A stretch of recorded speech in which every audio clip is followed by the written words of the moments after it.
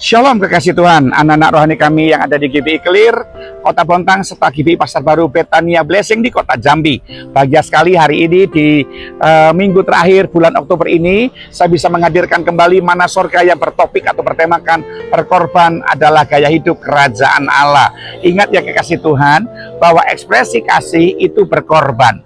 Dan tidak ada kasih yang terbesar yang pernah seorang manusia berikan kepada sesamanya, kecuali kasih daripada Kristus Yesus yang telah berkorban sesuai dengan Yohanes 15 ayat yang 13, di mana Yesus berkorban menyerahkan nyawanya. Itu adalah nilai-nilai kerajaan Allah. Jadi kerajaan Allah adalah sebuah keadaan di mana saudara dan saya harus memiliki nilai-nilai kealahan dalam diri kita.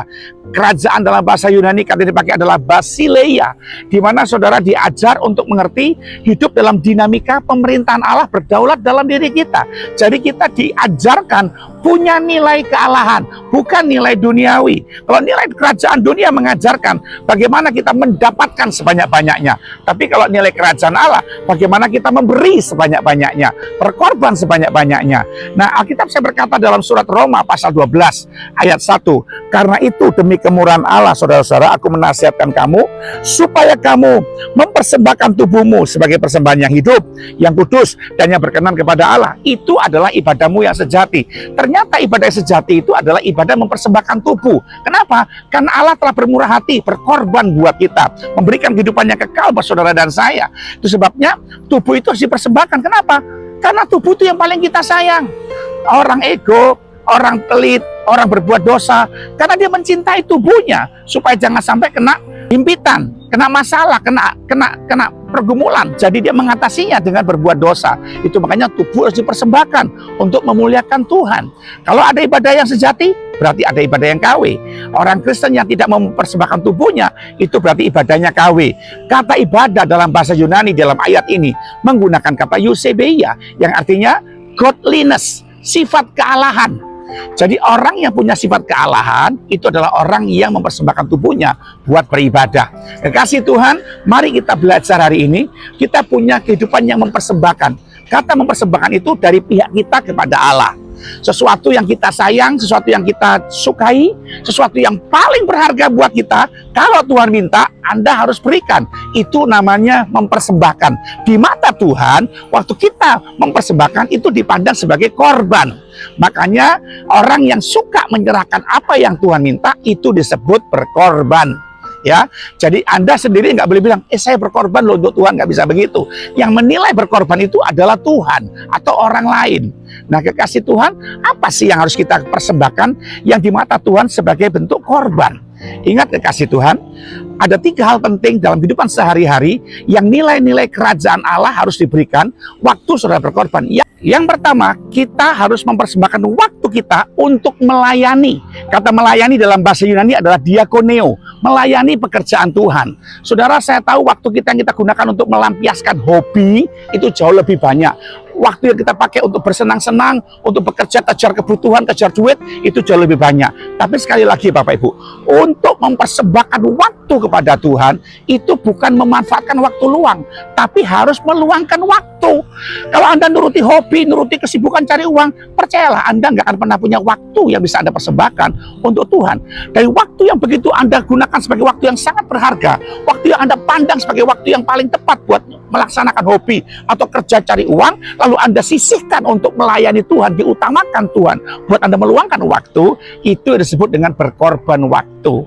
Ayo Bapak Ibu, saya tahu santai di rumah nonton TV, jalan-jalan di kali-kali satu City Mall, itu enak bagi saudara ya buat nonton bioskop. Tapi ketika Anda ingat Tuhan, jam itu ada jam kebaktian, lalu Anda pergi melayani Tuhan, memberikan waktu Anda buat melayani sebagai mungkin diaken, pengerja gereja, tim PW, atau mungkin juga tim Marta Ministry atau Hospitality. Anda korbankan waktu di tengah-tengah waktu sibuknya Anda, itu di mata Tuhan sebagai bentuk persembahan. Lalu yang kedua yang perlu Anda perhatikan adalah mempersembahkan kenyamanan untuk membantu orang lain. Saya percaya direpoti itu tidak enak Bapak Ibu, apalagi dimanfaatin. Tapi sekali lagi, ekspresi kasih adalah bagaimana orang lain bisa mengenal kasih Tuhan lewat kehidupan kita. Kadang-kadang seperti saya pelayanan di desa, di gereja-gereja kecil, saya kemarin pelayanan di Madiun, saya nggak pernah ambil PK. Ya, saya mengorbankan kenyamanan saya untuk membuat orang lain mengenal kasih Kristus. Di mata Tuhan itu sebagai bentuk persembahan atau pengorbanan. Padahal war-uang bensin, war-uang transport, dan lain-lain, Bapak Ibu ya. Dan itu kita lakukan demi membuat orang lain mengenal kasih Kristus. Saya percaya juga saudara juga demikian. Banyak pengorbanan kenyamanan yang Anda lakukan di mata Tuhan supaya orang lain mengenal kasih Kristus. Orang yang nggak mau mempersembahkan kenyamanannya untuk orang lain itu adalah orang yang selfish ya. Orang yang mementingkan diri sendiri. Orang yang pengen supaya mendapatkan banyak keuntungan dan dia hidup dengan nilai-nilai dunia. Lalu yang terakhir adalah, yang ketiga, apa yang kita persembahkan supaya di mata Tuhan sebagai bentuk pengorbanan, yaitu ego. Ego itu paling disayang oleh manusia, saudara. Ya, Anda harus belajar mengorbankan ego untuk mendatangkan damai sejahtera di sekitar saudara. Itu yang paling penting. Yang ketiga, ketika engkau persembahkan ego, sesuatu yang kau sayangi, di mata Tuhan itu sebagai bentuk pengorbanan. Kenapa? Anda mau tersalibkan dengan kondisi supaya damai sejahtera tercipta di dalam kehidupan saudara. Jadi jangan karena makanan, jangan karena sesuatu barang, jangan karena sesuatu yang sifatnya nggak prinsip, yang sifatnya materi, kita jadi suka ribut. Bahasa kerennya gini, harus jadi orang mengalahkan ego untuk meredam konflik. Nah itu, daripada menyulut perpecahan, harus meredam konflik. Itu yang Tuhan cari. Supaya apa? Kita nggak jadi provokator. Ego itu adalah sesuatu yang berharga yang menjadi sebetulnya musuh utama kita. Ya, jadi bukan setan musuh utama kita, tapi ego kita. Ada banyak orang ngambek pindah gereja sana, pindah gereja sini. Karena apa? Ego. Ada banyak orang pelit yang nggak mau menabur, nggak peduli pekerjaan Tuhan, nggak peduli dengan kebutuhan orang lain. Karena apa? Ego. Ada banyak orang yang berbuat dosa, simpan percabulan, simpan perzinahan, nggak mau dilepaskan karena ego. Ego itu bahaya loh Bapak Ibu.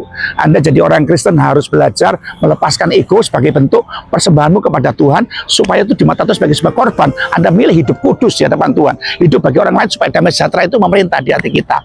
Kita sedang belajar untuk mengerti kepedulian kita untuk melepaskan apa yang kita sayang. Dan lihat, ketika kau mempersembahkan tiga hal ini, waktu, kenyamanan, dan ego, kau persembahkan di mata Tuhan sebagai bentuk korban, maka api akan turun dari langit. Itu bicara tentang mujizat pertolongan Tuhan.